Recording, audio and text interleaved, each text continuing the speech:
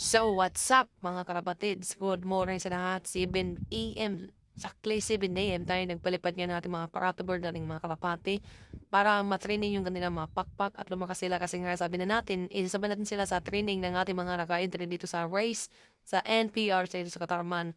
So, ayan na nga, pagkatapos natin mag-training sa ating mga paratoboard, yan yung ating dalawang breeder, ayan no.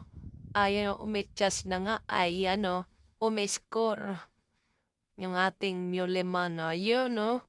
Ayan mga kalapatids, talaga naman maliit pa rin yung kanilang YB pero ayan 'no, hindi talaga sila only breeding talaga.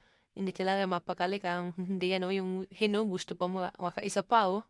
Pero yung cock, gusto niya niyang lambingin muna yung ating hen. So ayan mga kalapatids, yun na natin ang ating mga pag-aalaga ng ating kalapati. Happy flying sa lahat. Lalalala. So, ayan mga kalapatids, oh.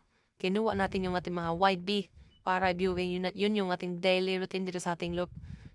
Kinukuha natin yung mga YB, nilagyan natin sa maliit na cage. Tapos yan, tinatransfer natin yan, oh. Diyan sa malaking viewing natin sa ating bubong para makita nila yung 360 view dito sa ating loop, mga kalapatids.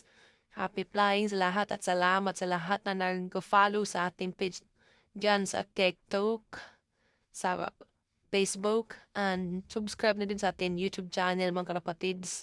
Salamat, yan o. Yan yung umanghubad pala tayo mga kapatids. Pasensya na ha kasi sobrang init ng panahon. Nasa 40 plus degree yung init ng araw dito sa atin. Look mga kapatid, salamat sa lahat. Enjoy lang natin ang ating pag-alaga ng ating mga alagang kalapati. Happy flying sa lahat.